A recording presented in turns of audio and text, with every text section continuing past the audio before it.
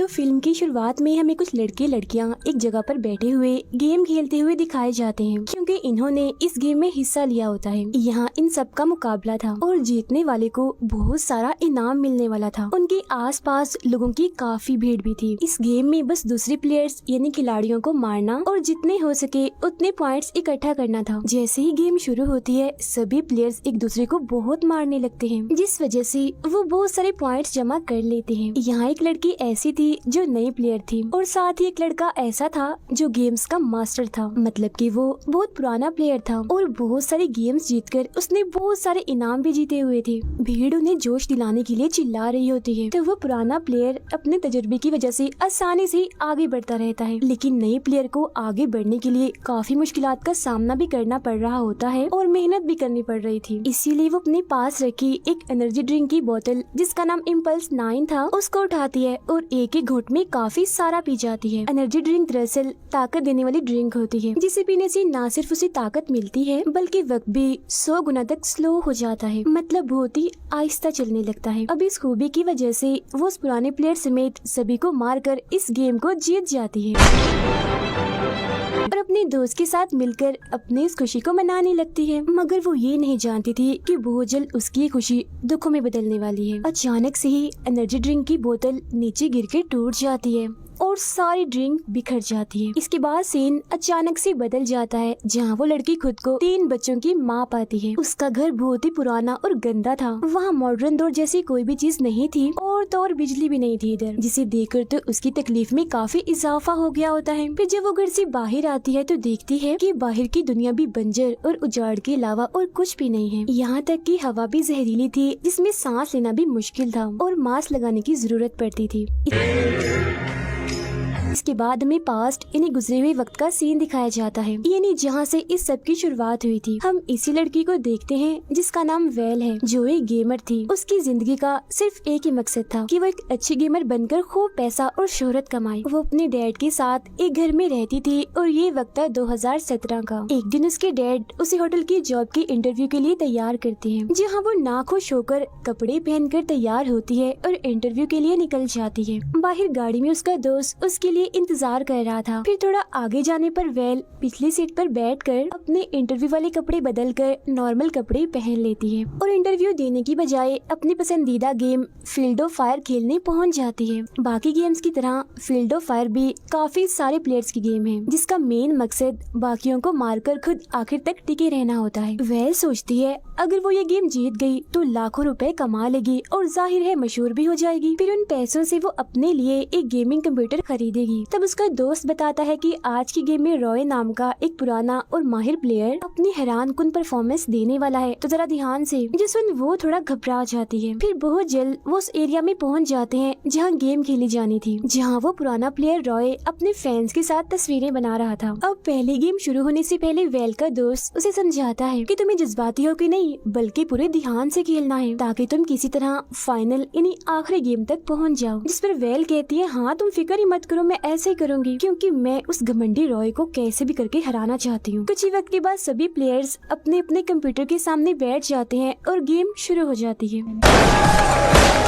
शुरुआत में ही वेल सबसे आगे निकल जाती है, मगर फिर कुछ ही वक्त के बाद रॉय उसे आसानी से पीछे छोड़ देता है। उसे गेम जीतने का इतना यकीन था कि वो बीच बीच में वहाँ आए लोगों के साथ भी एंजॉय कर रहा था। इस चीज का फायदा उठाकर वेल कुछ पॉइंट्स जमा कर लेती है। वो बस जीतने ही वाली थी, मगर वो रॉय को ही मारकर गेम से निकालने की कोशिश करने लगती है। लेकिन उसका वार उल्टा पड़ जाता है, क्योंकि रॉय उसे ही मारकर गेम से बाहर कर देता है। मगर इसके बावजूद भी वेल फाइनल मैच तक पहुँच जाती है, जो कल ही होने वाला था। फिर जब वो अपने दोस्त के साथ वहाँ से बाहर निकलती है तो रॉय उसकी नकल उतारकर उसे चिढ़ाने की कोशिश करता है, जिसके बाद वो बड़ी खुशी खुशी अपने फैंस के साथ तस्वीरें बनाने लगता है। इसके बाद जब वेल का दोस्त अपनी गाड़ी लेने जाता है तब एक आदमी जो दरअसल एक कैफे का मालिक था वो वेल के पास आकर उससे पूछता है कि क्या तुम्हें गेम जीतने का राज मालूम है। जो सुन वो काफी हैरान रह जाती है, मगर वो उस आदमी से कुछ पूछती वो अपना कार्ड उसे थमाकर वहाँ से चला जाता है। घर आकर वेल चुप चुपके से बगैर कोई आवाज किए अपने कमरे में जाने की कोशिश करती है, मगर उसके डैड उसे देख लेते हैं। अब कोई रास्ता नहीं था, वो पकड़ी गई थी, इसीलिए वो सारी बात उन्हें सच सच बता देती है कि मैं इंटरव्यू देने नहीं गई थी बल्कि गेम खेलने गई थी, जो मेरा शौक है, जुनून है। जो सुनकर उसके डैड को बहुत गुस्सा आता है और वो उसे कहते हैं कि कल ही तुम जाओगी इंटरव्यू देने और वहीं जॉब करोगी, मगर वो साफ साफ मना करते हुए अपने डैड को समझाती है कि मैं कैसे जा सकती हूँ, कल मेरे गेम का फाइनल है जो मेरे मुस्तकबिल के लिए बहुत जरूरी है। लेकिन बाकी सारे माँ बाप की तरह वेल के डैड भी उसे समझाते हैं कि इन गेम्स में कुछ नहीं रखा, इनका कोई मुस्तकबिल नहीं। लेकिन अभी भी वेल अपनी जिद पर अड़ी रहती है। Beg for an interview. I can't. और उनकी बात को ना मानते हुए अपने कमरे में चली जाती है। थोड़ी देर बाद वो अपनी आज की खेली हुई गेम को इंटरनेट पर देखने लगती है, जहाँ रॉय को सबसे टॉप पर देखकर उसे काफी गुस्सा आता है। तभी उसका ध्यान कैफे के उस मालिक के दिए हुए कार्ड पर जाता है और साथ ही उसे याद आता है कि उसने गेम जीतने के राज के बारे में बात की थी। अब क्योंकि उसके दिल में बदला लेने की तड़प भी थी और जीतने का जुनून भी था, इसीलिए वो फौरन कार्ड पर लिखे हुए पते पर चली जाती है। ये जगह दरअसल एक गेम कैफे था, जहाँ कुछ लोग अपने अपने कंप्यूटर्स पर गेम खेल रहे थे और काफी एंजॉय भी कर रहे थे। तभी वहाँ कैफे का मालिक वेल के पास आता है और उसे भी बैठकर गेम खेलने का कहता है। अब यहाँ वेल को काफी हैरानी होती है कि ये तो मुझे सिर्फ गेम खेलने का कह रहा है, तो इसने अपना कार्ड मुझे क्यों दिया था। मगर इस पर ध्यान दिए बगैर वो गेम खेलने के लिए बैठ जाती है। वो गेम का सबसे मुश्किल लेवल चुनती है जो खेलना उसके लिए नामुमकिन था। ये देख कैफे का मालिक उसे वही वाली इम्पल्स 9 एनर्जी ड्रिंक देते हुए कहता है कि ये कोई मामूली एनर्जी ड्रिंक नहीं है, अगर तुम चाहो तो देख लो इसकी कमाल। तब उसकी बात मानकर वेल उसका एक घूंट पी लेती है, जिसके फौरन ही बाद आसपास की सारी चीजें उसे बहुत ही स्लो चलती हुई दिखने लगती हैं। इस वजह से वो गेम जो कुछ देर पहले उसके लिए खेलना नामुमकिन हो रही थी, और वो उसके लिए आसान हो जाती है। मगर फिर जैसे वो पलक झपकते ही हकीकत में वापस आती है तो खुद को टेबल पर कैफे के मालिक के सामने पाती है। अब हैरान होते हुए वेल उसे पूछती है मुझे क्या हुआ था, जिस पर वो कहता है जो भी इस एनर्जी ड्रिंक इम्पल्स 9 को पीता है वक्त उसके लिए स्लो हो जाता है, और तुम्हें ये एनर्जी ड्रिंक को पिए 1 घंटा हो गया है, मगर तुम्हें पता नहीं चला कि कैसे वक्त गुजर गया, इसीलिए तुम इतनी चौंकी हुई हो। और अब जितनी ज्यादा मिकदार में इस एनर्जी ड्रिंक को पिएंगे वक्त उसके हिसाब से ही स्लो होता जाएगा। अब जो इंसान उसे पिएगा वक्त सिर्फ उसी के लिए स्लो होगा, जबकि असल में वक्त अपनी रफ्तार से ही आगे बढ़ता रहेगा। और फिर जब उस इंसान को हकीकत में होश आएगी तो वो वक्त में काफी आगे आ चुका होगा। खैर वो उसे एक एनर्जी ड्रिंक की बोतल के बदले $500 की मांग करता है। इतनी बड़ी रकम सुनकर वेल काफी हैरान रह जाती है, मगर वो उसे लेने से मना कर देती है, क्योंकि एक तो ये महंगी बहुत थी और दूसरा उसका मानना था कि गेम को जीतने के लिए इस तरह की किसी भी चीज को इस्तेमाल करना गेम में सरासर बेईमानी करना है। मगर तभी वो उसे अपना मोबाइल दिखाता है जिस पर रॉय का फोन आ रहा था, जिससे वो फौरन समझ जाती है कि रॉय भी दरअसल गेम्स को जीतने के लिए इस एनर्जी ड्रिंक का इस्तेमाल किया करता था। यही वजह थी कि वो किसी भी दूसरे प्लेयर को अपने सामने टिकने नहीं देता। अब ये सब जानने के बाद वो इम्पल्स 9 की बोतल खरीदने के लिए तैयार हो जाती है। फिर अगले दिन गेम शुरू होने से पहले वो इम्पल्स 9 की बोतल को अपने कंप्यूटर के साथ रख देती है, और जैसे गेम शुरू होती है वो उसका एक घूंट पी लेती है, और गेम में हर चीज स्लो होने का फायदा उठाकर वो कुछ पॉइंट्स हासिल कर लेती है। ये देख रॉय भी इम्पल्स 9 को थोड़ी मिकदार में पीता है और एक के बाद एक सभी को पीछे छोड़ता हुआ टॉप पर आ जाता है। अब ये देखकर वेल पर प्रेशर बढ़ जाता है और साथ ही वो काफी मायूस भी हो गई थी, इसीलिए अब वो इम्पल्स 9 की पूरी बोतल ही पी लेती है। अब क्योंकि उसने ज्यादा मिकदार में एनर्जी ड्रिंक ली थी, इसीलिए वक्त उसके लिए काफी स्लो हो जाता है, जिसका फायदा उठाकर वो रॉय के प्लेयर को मारकर आखिरकार इस गेम को जीत जाती है। उसकी दोस्त समेत हर कोई उसकी खुशी के लिए झूम उठता है, मगर तभी यहाँ उसकी इम्पल्स 9 की बोतल नीचे गिर के टूट जाती है। ये वही सीन था जिसे हम पहले भी देख चुके हैं। अब यहाँ से दोबारा सीन वहीं आ जाता है जहाँ हम वेल को उसी पुराने घर में एक चेयर पर बैठा हुआ देखते हैं, जिसके हाथ में उसका छोटा सा बच्चा भी है। फिर कुछ ही वक्त के बाद मेले कुचले कपड़े पहनकर उसका दोस्त यहाँ पर आ जाता है, जो दरअसल अब उसका हस्बैंड है। वो बच्चे को सुलाने के बाद वेल को तैयार होने के लिए कहता है। अब खुद को इतना अजीब सा पाकर वेल को काफी हैरानी हो रही थी, और तो और ज्यादा उम्र के लोगों की तरह वो हाँफ भी रही थी, और अपने हाथ में अंगूठी देकर उसके जहन में बहुत सारे सवाल उठने लगते हैं। अब खुद को थोड़ा नॉर्मल करने के लिए वो जैसे नीचे जाती है तो वहाँ भी उसे 2 बच्चे मिलते हैं जो उसे मम्मी कहकर बुला रहे थे, जो देखकर तो उसके होश ही उड़ जाते हैं। सब हालात से घबराते हुए वो जैसे बाहर आती है तो देखती है कि बाहर भी उजाड़ के सिवा कुछ नहीं है, और ये भी वही सीन है जिसे हम पहले ही देख चुके हैं। यहाँ वो लोगों को टेंट में रहता और खुलेआम वॉशरूम इस्तेमाल करता हुआ देखकर काफी हैरान रह जाती है। तब यहाँ उसे पता चलता है कि इम्पल्स 9 को इस्तेमाल करने के बाद वो पलक झपकते ही 2017 से 2029 में पहुँच गई है, मतलब अपने वक्त से 12 साल आगे, क्योंकि वक्त सिर्फ उसके लिए ही स्लो हुआ था, बाकी दुनिया तो अपनी स्पीड से ही चल रही थी और अब वो रियलिटी यानी हकीकत में ही थी। और इतना हैरान वो इसीलिए थी क्योंकि स्लो मोशन में रहने की वजह से उसे पता ही नहीं चला कि वक्त इतना आगे आ गया है। और वो जिस जगह पर रह रहे थे ये पूरा इलाका ऊंची ऊंची दीवारों से घिरा हुआ था, क्योंकि इस पूरे इलाके को रेगिस्तान से अलग किया हुआ था, क्योंकि रेगिस्तान में खतरनाक मखलूक थी जो इंसानों पर हमला करती थी। तब उनसे बचने के लिए ये लोग मेन गेट पर बारी बारी पहरा देते हैं। साथ ही उससे ये भी पता चलता है कि माजी में जिन जिन लोगों ने इम्पल्स 9 को पिया था वो अब यहाँ इस वक्त में जाग रहे थे, जिनका नाम रख दिया गया था पल्सर, यानी इम्पल्स 9 को इस्तेमाल करने वाले। इम्पल्स 9 को बहुत ज्यादा इस्तेमाल करने की वजह से लोग अचानक से ही काफी सालों आगे के वक्त में पहुंच रहे थे, जिस वजह से पूरी दुनिया में अफरा तफरी मची हुई थी। जाहिर है इस सबसे सब कुछ तबाह भी हो चुका था और यहाँ के लोगों का मानना था कि सब तबाही के पीछे पल्सर जिम्मेदार है, इसीलिए उन्हें यहाँ रहने की इजाजत नहीं दी जाती। मगर पल्सर्स को पहचानने का उनके पास सिर्फ एक ही रास्ता था और वो ये कि अगर किसी इंसान को अपने मौजूदा वक्त पर शक हो तो मतलब वो पल्सर है। अब यहाँ पल्सर्स के बारे में गलत बातें और उनके साथ बुरा सलूक देखकर वेल अपना मुंह नहीं खोलती और सबसे छुपा कर रखती है कि मैं भी एक पल्सर हूँ, यानी मैंने कभी इम्पल्स 9 का इस्तेमाल नहीं किया। घर जाकर वेल को अपने डैड के बारे में याद आता है, मगर जैसे उसकी नजर साइड पर रखी टेबल पर जाती है तो वो वहाँ अपने डैड की राख का एक बर्तन देखती है, जो देख वो समझ जाती है कि मेरे डैड मर चुके हैं और वो फूट फूट कर रोने लगती है। इतनी ही देर में एक पुलिस वाला यहाँ पर आकर उसे वॉशरूम साफ करने के काम पर चलने का कहता है, जहाँ पहले तो वो मना कर देती है, मगर जब वो उसे याद करवाता है कि तुम सफाई इंस्पेक्टर हो और ये तुम्हारा काम है तो उसे जाना ही पड़ता है। बेचारी को कई घंटों तक टॉयलेट की सफाई करनी पड़ती है। खैर वक्त के साथ साथ वेल को भी इस उजड़े हुए माहौल में रहने की आदत हो जाती है।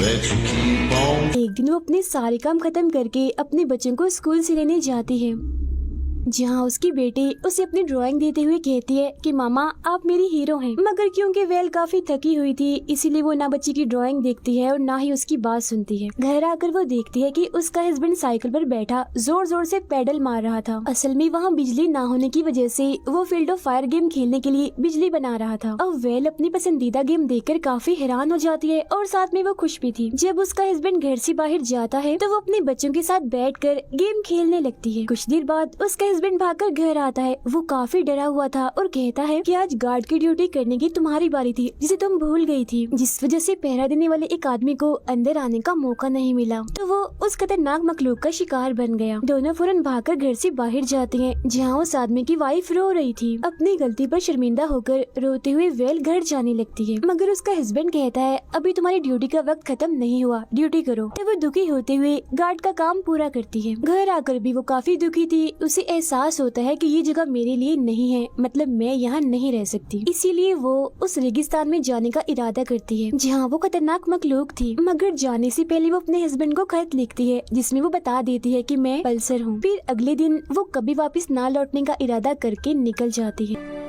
Remember that FPS too. अगली सुबह जब उसका हस्बैंड वो खत पढ़ता है तो उसे बिल्कुल भी यकीन नहीं होता। अब वेल बंजर जमीन पर भटकते हुए एक उजड़ी हुई बिल्डिंग के पास पहुंचती है और ये बिल्डिंग कोई और नहीं बल्कि वही गेमिंग कैफे था। वो उस कैफे के अंदर जाकर इधर उधर देखने लगती है। तब काउंटर के पीछे से कैफे का मालिक निकल कर आता है, जिसे देखकर वो काफी हैरान रह जाती है। वो देखती है कि इसकी उम्र पर वक्त गुजरने का कोई असर नहीं हुआ, वो अभी तक जवान ही है, मगर इसके पीछे वजह क्या थी वो उसे नहीं बताता। उनकी बातों के दौरान कैफे के मालिक को पता चलता है कि एक हफ्ते पहले ही वेल हकीकत में जागी है। यहाँ वो मान जाता है कि हाँ सच में इम्पल्स 9 की वजह से बहुत सारी जिंदगियां बर्बाद हुई थी। फिर वो वेल से कहता है मगर इस सब से तुम्हारी जान छुड़वाने का मेरे पास एक प्लान है। वो इम्पल्स 9 की एक बड़ी सी बोतल लाकर वेल को पीने के लिए देता है और कहता है अगर तुमने इसे पी लिया तो तुम दोबारा वापस इस दुनिया में कभी नहीं आओगी, क्योंकि तुम काफी सालों आगे के वक्त में पहुँच चुकी होगी और इस वक्त में इसीलिए नहीं आओगी क्योंकि तब तक तुम मर चुकी चुकी होगी। और हाँ, मेरा मशवरा है तुम इसे पीते पीते गेम भी खेलो। अब वेल को उसका ये आइडिया पसंद आता है, इसीलिए वो इम्पल्स 9 को पास में रखकर अपनी पसंदीदा गेम खेलने के लिए बैठ जाती है। मगर जब वो इम्पल्स 9 की बोतल को उठाने आगे को झुकती है तो उसकी नजर उस ड्राइंग पर जाती है जो उसकी बेटी ने उसके लिए बनाई थी और कहा था कि आप मेरी हीरो हो। ड्राइंग देखकर वो यादों में खो जाती है और अपनी फैमिली के साथ गुजारे गए खूबसूरत पलों को याद करने लगती है। जिसके बाद वो एनर्जी ड्रिंक को ना पीने का फैसला करके ये फैसला करती है कि मैं अब सारी जिंदगी अपनी फैमिली के साथ रहूंगी। इस इरादे के साथ वो दोबारा से अपने घर जाने लगती है, जहाँ गेट पर उसे अपना हस्बैंड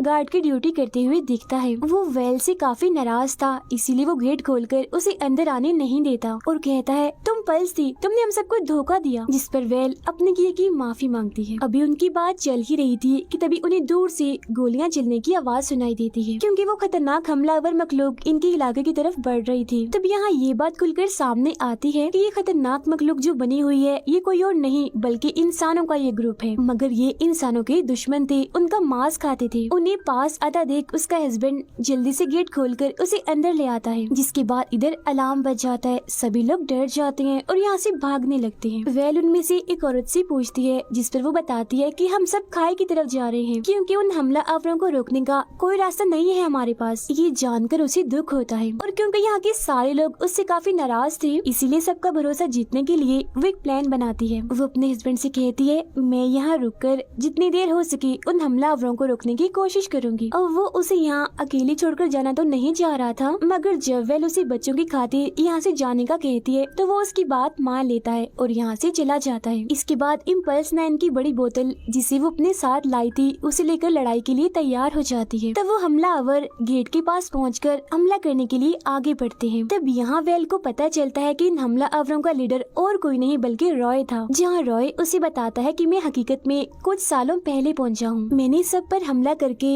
हर जगह राज कर लिया और देखो आज मैं एक जालिम लीडर बन गया हूँ